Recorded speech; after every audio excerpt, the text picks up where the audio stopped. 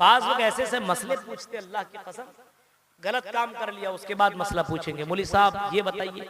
एक ने सवाल हमसे कर बैठा कि मौलवी साहब ये बताइए, हम ससुराल बहुत जाते थे। हमने कहा ठीक है, क्या मसला है? ससुराल जाते जाते हमारी नजर हमारी साली पर, ये बड़ा गड़बड़ मसला आजकल। अरे बीवी है फिर साली के ऊपर नजर। तो हमने कहा तो क्या हुआ?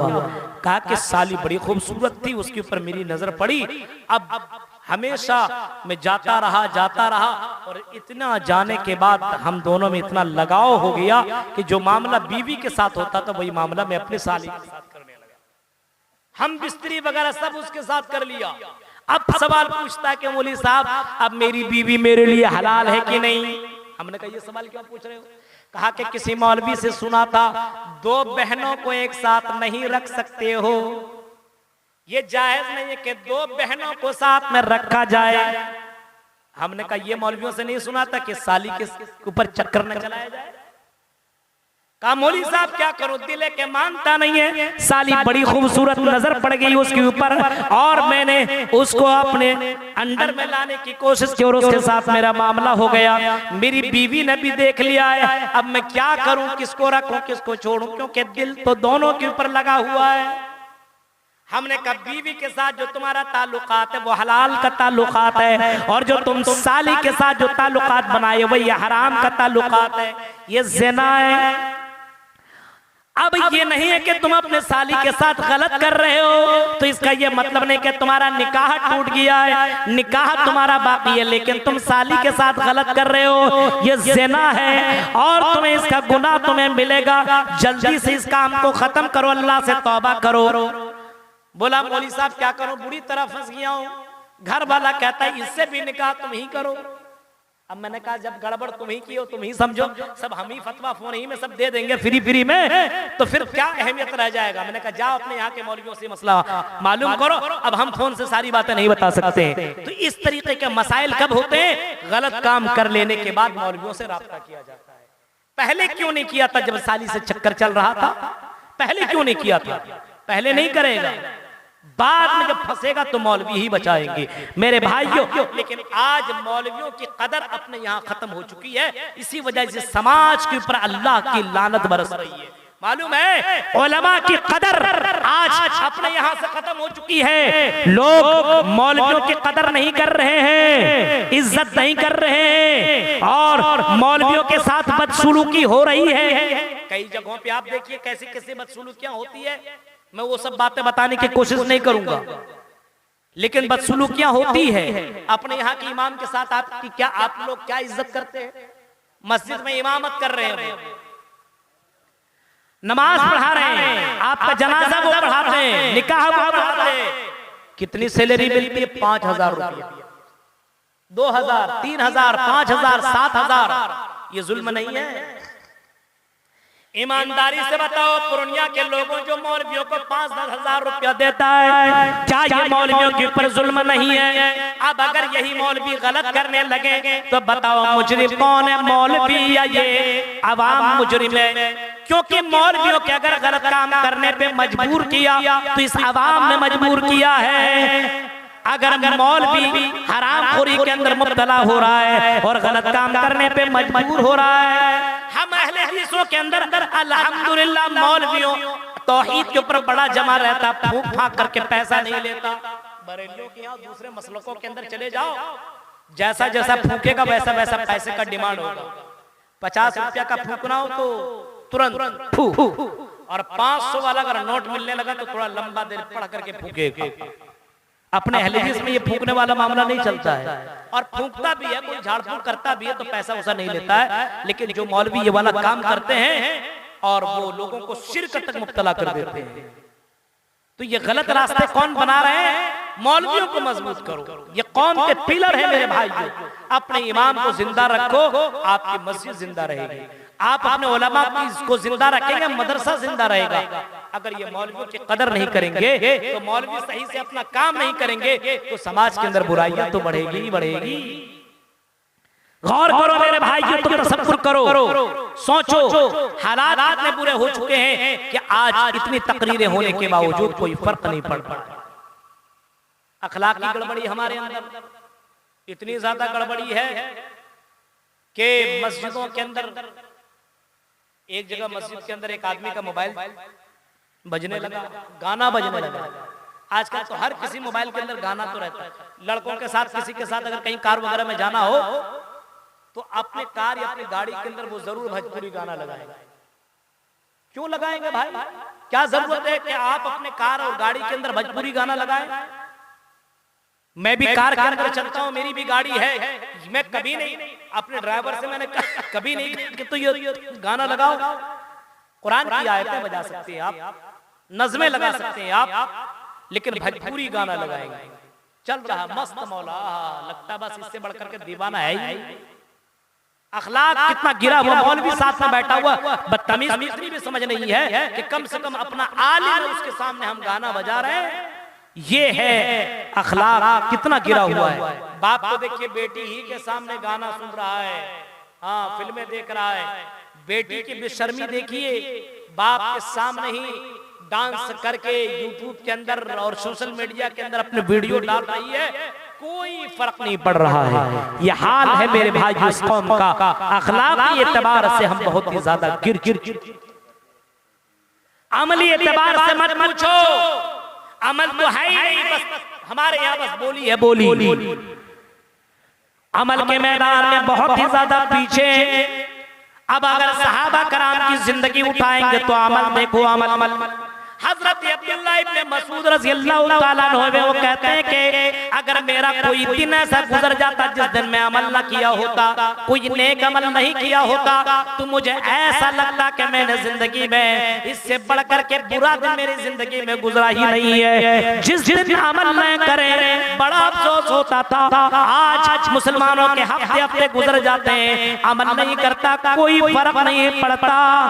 क्यों ऐसा हो रहा है? इसकी सबसे बड़ी वजह यह है कि अब अल्लाह की जात के ऊपर यकीन नहीं है, मरने के बाद की जिंदगी के ऊपर यकीन नहीं है। अगर किसी को मरने के बाद की जिंदगी के ऊपर यकीन हो जाए तो दुनिया में नेक अमाल जरूर करेगा, जरूर तौबा करेगा, जरूर अल्लाह से माफी मांगेगा, क्योंकि अल्लाह के नबी सल्लल्लाहु अलैहि वसल्लम ने उम्मत में बताया है और समझाया और बताया कि लोगों, मरने के बाद तुम्हें अल्लाह के सामने हाजिर होना होगा।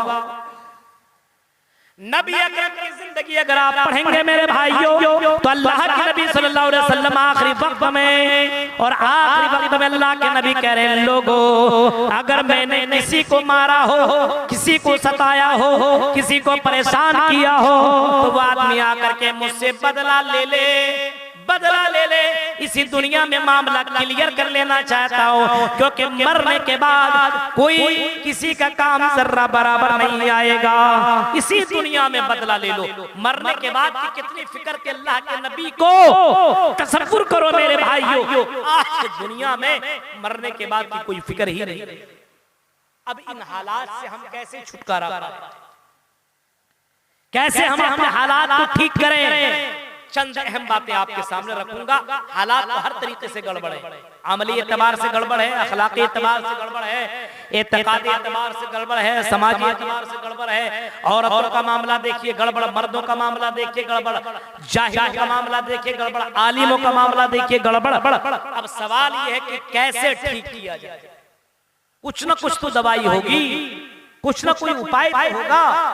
अब अगर इन चीजों को ठीक करना है तो सबसे पहला काम हमें करना है ईमान मजबूत करना है।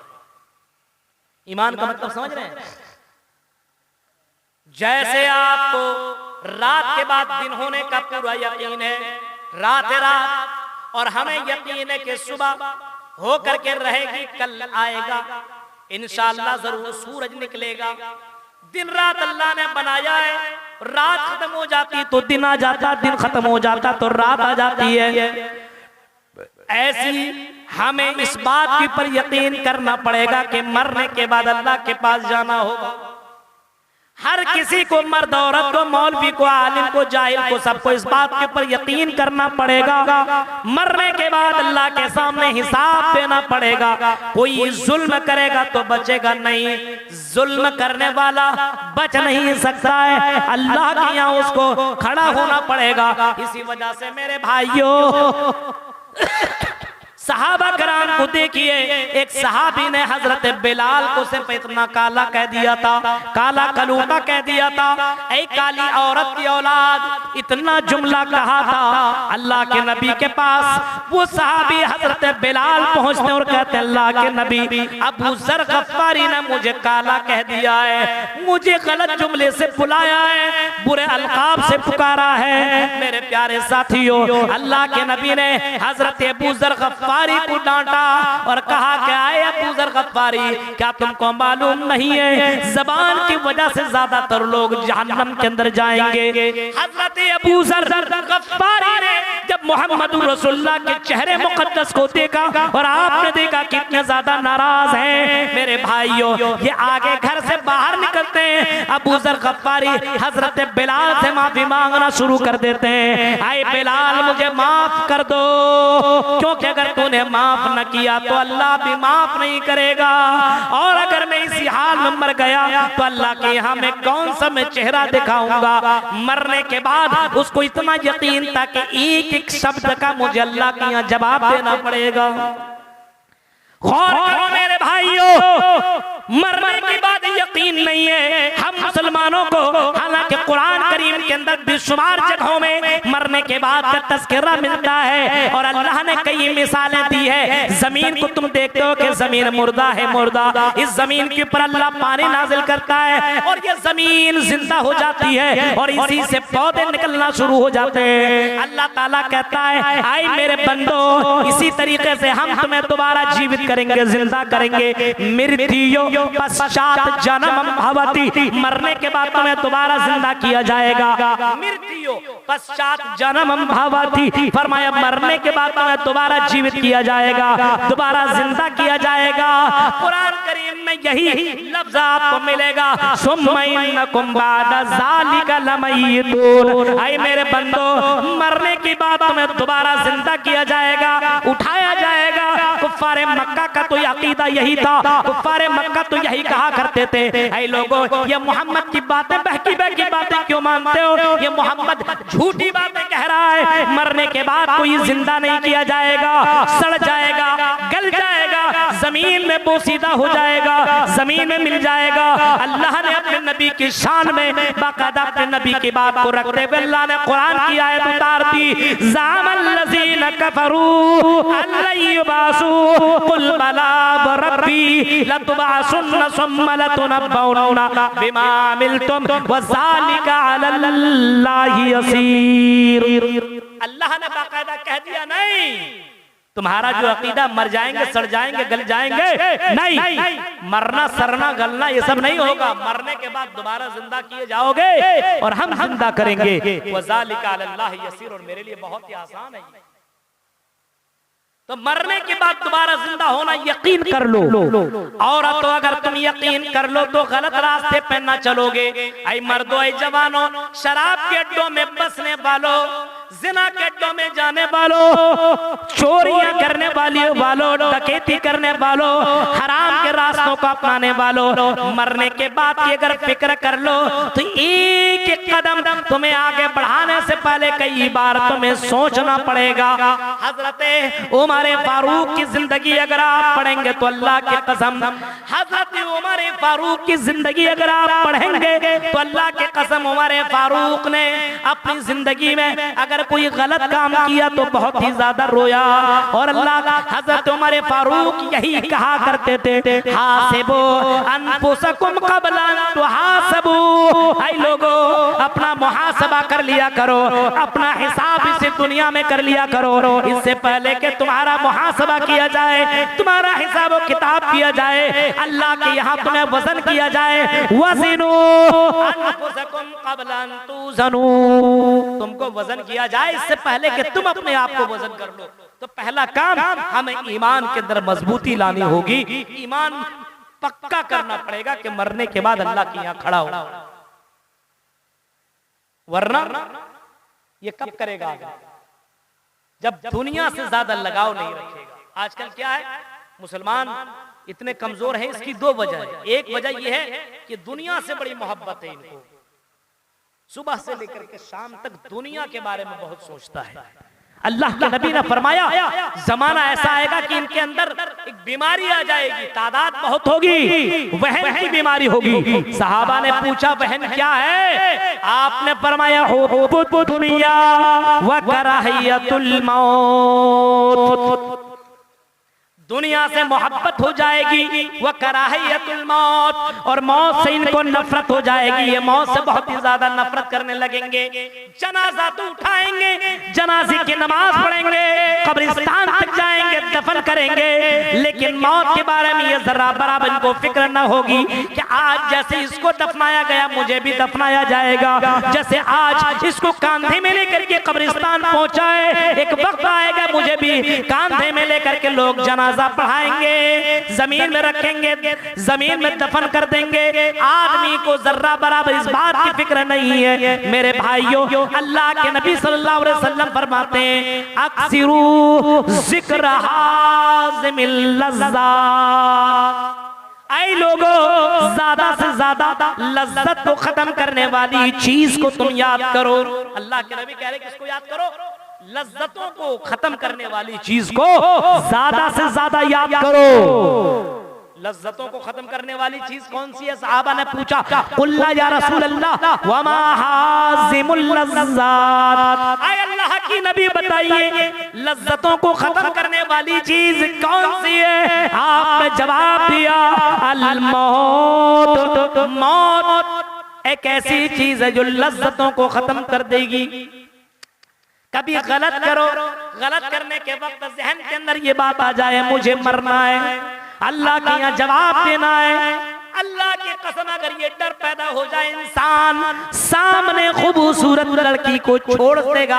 आपने बुखारी का वाकया सुना होगा, जब लड़की ने अपने उस चचेरे भाई से कहा डर जा, अल्लाह के खौफ से दूर हो, अल्लाह का खौफ अपने दिल के अंदर पैदा कर ले, मेरे साथ गलत काम मत कर, अल्लाह का डर पैदा हुआ और उस लड़की को उसने छोड़ दिया, खत्म कर दिया। वहीं पे वो उठ करके भाग गया और इस डर से कि मुझे अल्लाह के पास खड़ा होना है। हजरत यूसुफ अलैहिस्सलाम ने अगर मिस्र की सबसे खूबसूरत औरत के साथ गलत काम नहीं किया तो उसकी वजह यही थी कि वो अल्लाह से डर रहा था, और जवाब में कहता काला माअज़ल्लाह, अल्लाह की पनाह, चंद मिनट की लज्जत के लिए मैं अल्लाह को नाराज कर लूं, ये नहीं हो सकता है। मुझे मरने के बाद अल्लाह का जवाब देना। तो मेरे भाइयों, अपने समाज के अंदर अगर तब्दीली लानी है, इन बुराइयों को खत्म करना है, तो पहला काम हमें अपने अंदर ईमान पैदा करना होगा, बेईमान नहीं बनना होगा। ईमान है ही नहीं। आज देखिए ईमान कितना है हमारा, चंदा भी दे रहा, अगर ऐलान ना हो तो बहुत से लोग चंदे नहीं देते। बहुत से लोगों को जितना ऐलान करिएगा लोगों के बीच में, जब जिसका ऐलान होगा खुल करके वो ज्यादा चंदा देंगे। चुपके चुपके देने वाले बहुत कम लोग आपको मिलेंगे। जरूरी नहीं कि जल्द से ही मैं चंदा दे, जिन लोगों ने नहीं दिया कल भी ला करके कमेटी को दे सकते हैं, दे सकते हैं कि भाई लीजिए आप चुपके से।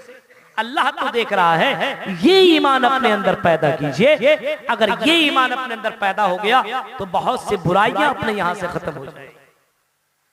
दूसरा काम बला इन तस्बिरू व तत्तकू ला यज़ुर्रुकुम कैदुहुम शैया। दूसरा काम अल्लाह कहता है मेरे बंदो तुम तकवा पैदा करो और सब्र पैदा करो। ला यज़ुर्रुकुम कैदुहुम शैया, तुम्हारे दुश्मन तुम्हें जर्रा बराबर नुकसान नहीं पहुंचा सकते। ये दुश्मन जो तुम्हारे पीछे पड़े हुए, अगर तुम्हारे अंदर सब्र पैदा हो जाए और तुम्हारे अंदर तकवा पैदा हो जाए तो अल्लाह की कसम ये दुश्मन तुम्हें कुछ नहीं कर सकते। सब्र जानते किसको कहते हैं? सब्र तीन किस्में, असब्र अला ताआ, फरमा बरदारी पर सब्र करना, इताअत पर सब्र करना। कोई काम करना हो और उस काम को करने में परेशानी हो रही है और आपको परेशान किया जा रहा है, लेकिन फिर भी आप सब्र कर रहे हैं, फिर भी आप दूसरों की टेंशन को पाल रहे हैं और तकलीफ बर्दाश्त कर रहे हैं, और उसके बावजूद उस काम को कर रहे हैं। जलसा करने वालों को कितनी परेशानियां होती मालूम है? दीन के काम करने वालों को कितनी परेशानियां होती है आपको पता है? मौलवियों को मदरसा चलाने में कितनी परेशानियां होती है आपको मालूम है? मदरसा चलाना इतना आसान नहीं है। मैं उन मौलवियों को मुबारकबाद देता हूं जो मदरसा चला रहे हैं। चंदा करने के लिए घर घर जाता है। आप कभी झोला लेकर के निकलिए, तब पता चलेगा कि अल्लाह के लिए निकलना कितना मुश्किल है मेरे भाई। आपको पता है इस जलसे में आने के लिए मुझे कितनी परेशानियों का सामना करना पड़ा। कहां था? उत्तर प्रदेश में, और फिर वहां से कैसे कैसे करके मैं आया। ट्रेन कितनी लेट थी मेरे भाइयों, कितनी परेशानी का सामना करना पड़ा। आपके यहाँ आया, 24 घंटे से अब तक मैं सोया नहीं हूं, आप तसव्वुर कर सकते हैं। और इतनी रात को आपके सामने कुरान और हदीस की बातें कर रहा हूं। और कुछ ऐसे लोग बोलेंगे अरे मौलवी आया तो तकरीर करके चला गया, बस पेशावर मौलवी था, इतने पैसे लग गया, इतने पैसे लेके चल गया। बोलने वाले बहुत हैं।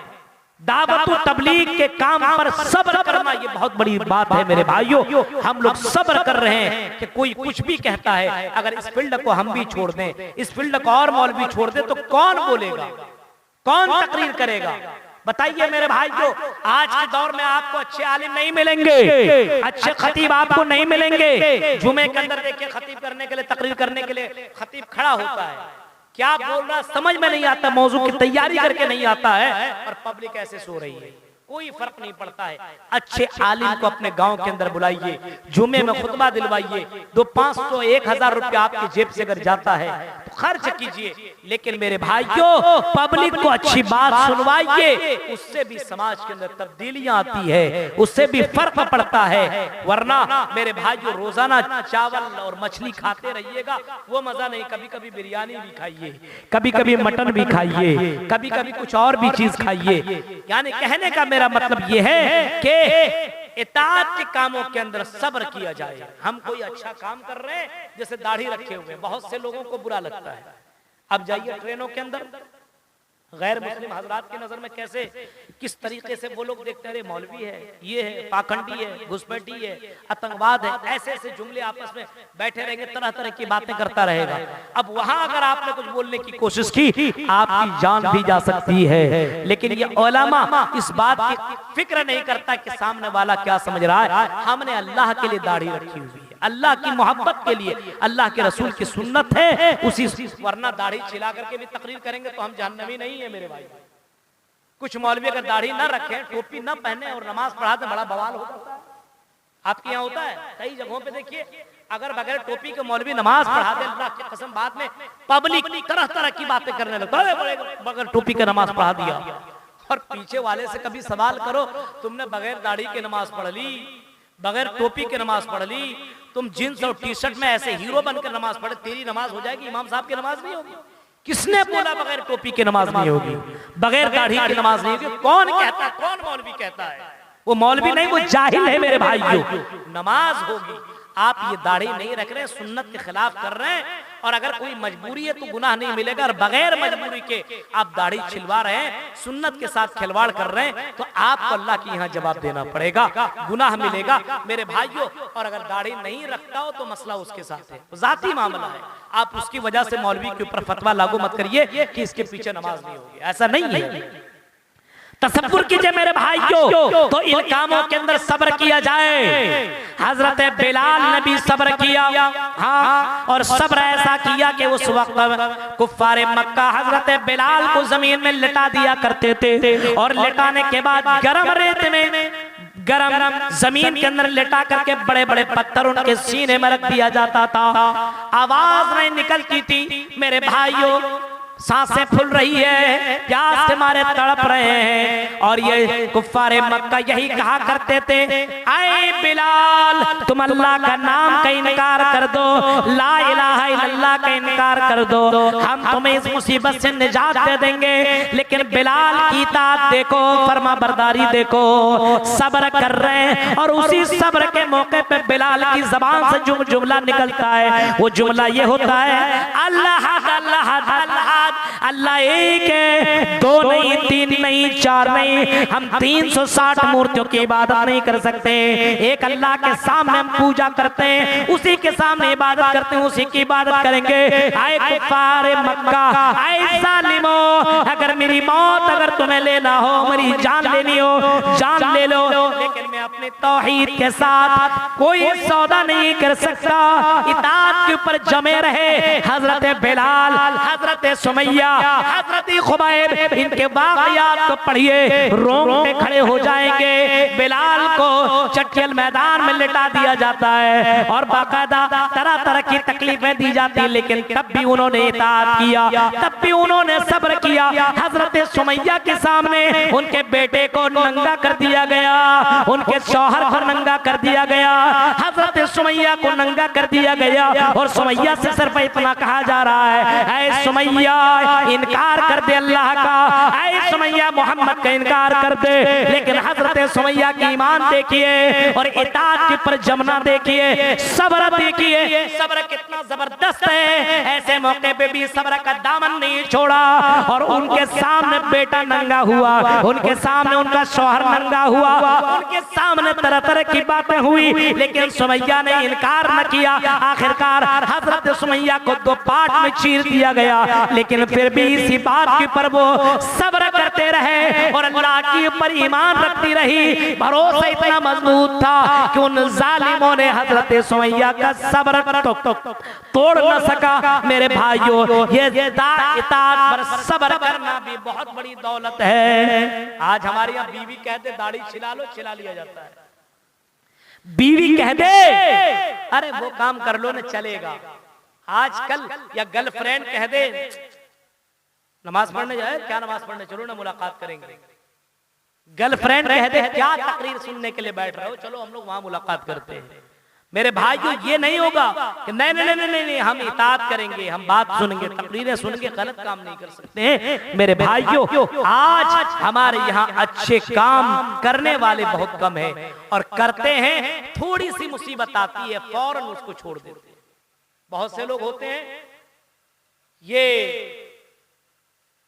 गैरों के रस्म को अपनाते हैं, कड़ा पहनते हैं, तावीज पहनते हैं, कान में बालियां पहनते हैं। बहुत से लड़का पता ही नहीं चलेगा कि हिंदू है कि मुसलमान है।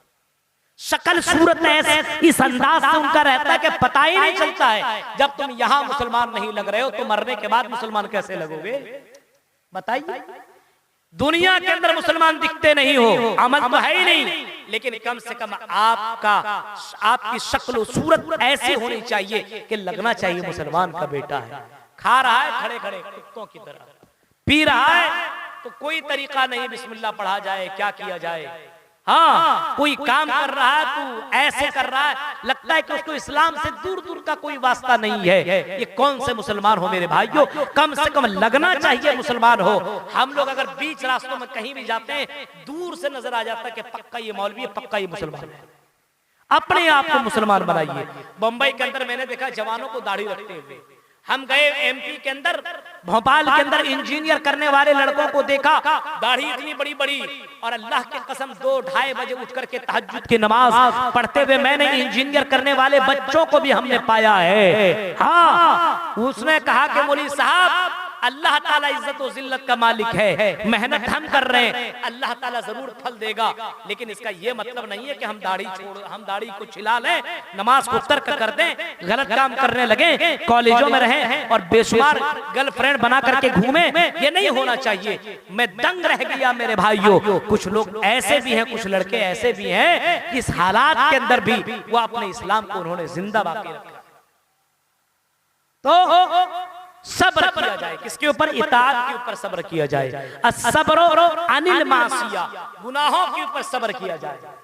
गुनाह के ऊपर सब्र मतलब कोई आदमी गलत काम करने के लिए बुलाए, चलो ना यार शराब पीते हैं, और आप देख रहे हैं कि ये भी पी रहा, वो भी पी रहा, वो भी पी रहा, बड़ा मजा आ रहा है, और वो उसके पास भी गर्लफ्रेंड, उसके पास भी गर्लफ्रेंड, उसके पास भी गर्लफ्रेंड, वो भी होटल में लेके जा रहा है, वो भी होटल में लेके जा रहा है, और आप को कोई लड़की बाकायदा मौका दे रही, चलो मेरे साथ होटल के अंदर गलत काम करोगे, मौज मस्ती करोगे। ऐसे गलत काम के ऊपर सब्र करना, कंट्रोल करना, ये भी बहुत बड़ी दौलत है। इसके ऊपर सब्र करना मेरे भाइयों। ऐसा है कि अगर इन कामों से अगर कोई आदमी बच जाता है तो अल्लाह ताला उसको इज्जत से नवाजेगा। है हमारे यहाँ ये मामला है, सब्र होता ही नहीं है। गलत चीजों को देखा भागता हुआ, अभी देखिए कोई झगड़ा हो जाए, गलत काम कहीं पे हो जाए, भागता हुआ निकलेगा, जलसों को नहीं सुनेगा, तकरीरों को नहीं सुनेगा, तो सब्र किया जाए। और तीसरा काम, मुसीबत आए तब भी सब्र कीजिए। आज मुसीबत आती है मुसलमानों के ऊपर, सब्र नहीं होता है। बच्चा का इंतकाल हो गया, रोना धोना चालू, और इतना रोता है लगता है कि अल्लाह ने बहुत इनके साथ बहुत बड़ा अन्याय और जुल्म कर दिया। अरे भाई, उनकी तकदीर में उनकी जिंदगी उतनी ही थी, मौत आनी थी। हाँ, आंखों से आंसू निकल सकते हैं, लेकिन इसका यह मतलब नहीं कि अल्लाह के ऊपर ही गलत गलत जुमले बोलना शुरू कर दे। अल्लाह के नबी का बेटा इब्राहिम का इंतकाल हुआ, इब्राहिम का इंतकाल हुआ, अल्लाह के नबी की आंखों से आंसू गिर रहे हैं। एक सहाबी हजरत अब्दुर्रहमान इब्ने औफ हैं, वो कहते हैं वान तैयार रसूल अल्लाह, अल्लाह के नबी आप तो अल्लाह के रसूल हैं, आपकी आंखों से आंसू जारी है, आप भी रो रहे हैं। आए अल्लाह के नबी, ये कैसा मामला है? आपने फरमाया ये रहमत है, रहमत, ये मोहब्बत है, ये बेटे की मोहब्बत है। अल्लाह ताला ने हर इंसान के दिल के अंदर बेटे की मोहब्बत डाली है, उसी मोहब्बत का ये मामला है कि मेरे आंखों से आंसू जारी है। लेकिन सुनो अब्दुर्रहमान इब्ने औफ, सुनो, आपने फरमाया इन्नल ऐना तदमा वल क़ल्ब यहज़ुन वला नक़ूलु इल्ला मा यरज़ा रब्बुना व इन्ना बिफ़िराक़िका या इब्राहीम लमहज़ूनून। आए अब्दुर्रहमान इब्ने औफ, सुनो, इन्नल ऐना तदमा, आंखें आंसू बहा रही है, ठीक है मामला, आंखों से आंसू गिर रहे हैं, मैं मानता हूँ, वल क़ल्ब यहज़ुन, और मेरा दिल गमगीन है, लेकिन वला नक़ूलु इल्ला मा यरज़ा रब्बुना, मैं अपनी ज़बान से कोई ऐसा जुमला नहीं बोलूंगा जिसकी वजह से अल्लाह नाराज हो जाए। व इल्ला बिफ़िराक़िका या इब्राहीम लमहज़ूनून, इब्राहिम तेरी जुदाई पे हम गमगीन जरूर हैं, लेकिन हम अल्लाह के ऊपर गलत जुमला नहीं बोल सकते। आए अल्लाह, आज देखिए किसी के ऊपर मुसीबत आए, हम ही नजर आए थे अल्लाह को, कोई और नहीं दिखाता क्या? मेरे भाइयों, इस तरीके से जुमला नहीं बोलना चाहिए। हाँ, अल्लाह रब्बुल आलमीन ने जो तुम्हारे तकदीर में लिखा था हो गया, सब्र करो, मुसीबत भी सब्र करना, जन्नत में जाने की बशारत है। फरमाया वस्तईनु बिस्सब्रि वस्सलाह व इन्नहा लकबीरतुन इल्ला अल खाशिन। कहीं फरमाया वबश्शिरिस साबिरीन, सब्र करने वालों के लिए जन्नत की बशारत है। तो सब्र कीजिए, तब समाज के अंदर तब्दीली आएगी। गलत काम हो रहा हो कहीं पे, आप अपने आप को कंट्रोल कीजिए, गलत काम से बचिए, अपने बच्चों को बचाइए। मोबाइल है आपके पास नेट पैक भी है, रोजाना भी 2-2 GB है, 5G अभी फ्री है, आप कुछ भी देख सकते हैं, कुछ भी सुन सकते हैं, लेकिन मोबाइल में वो गलत चीजें नहीं देखना भी सब्र है। सुनिए मेरे भाइयों, गलत चीजों से रोकना भी, अपने आप को रोकना भी सब्र है। आज मोबाइल बंद कमरे में जो चाहो सो देख रहे हो, मेरे भाइयों, इस तरीके से गुनाह करेंगे तो मेरे भाइयों अल्लाह रब्बुल आलमीन अपने रहमत नहीं उतारेगा बल्कि अपना अजाब उतारेगा। एक चौथा काम हमें करना होगा, कौन सा? तवक्कुल और भरोसा अल्लाह पर करना होगा। भरोसा ऐसा कीजिए कि अल्लाह ने पैदा किया तो रोजी रोटी देगा, हर हाल में देगा अल्लाह ताला। जब अल्लाह ताला 18,000 मखलूकात को खिला सकता और पिला सकता है, रूए जमीन के अंदर 18,000 से ज्यादा मखलूकात है, जब 18,000 मखलूकात को खिला सकता पिला सकता है, तो क्या अल्लाह ताला हमें खिला नहीं सकता पिला सकता है? मेरे भाइयों, एक मछली समंदर के अंदर, एक मछली ऐसी है जो 1000 किलो से ज्यादा गोश्त खा जाती है रोजाना, और अल्लाह उसको खिला रहा है। अब मुसलमानों के अंदर भरोसा देखिए, यकीन है ही नहीं, अब गलत तरीकों को अपनाया, बहुत से हराम अड्डों को अपना लिया है मुसलमानों ने। हलाल अड्डों को अपनाइए। अल्लाह ने पैदा करने से पहले उसकी रोजी लिख दी है। जब बच्चा 4 महीने का रहमे मादर में होता है, जब बच्चा रहमे मादर में 4 महीने के होता है, फरिश्ते को हुक्म दिया जाता है, आई फरिश्तों इसकी रोजी लिख दो, ये कितना कमाएगा लिखो। जब आपकी रोजी रोटी लिख दी गई है कि ये बंदा इतना कमाएगा, मेरे भाइयों फिर हराम रास्तों को अपनाने की क्या जरूरत है? हम हराम रास्तों को क्यों अपना रहे हैं जब अल्लाह ने मेरी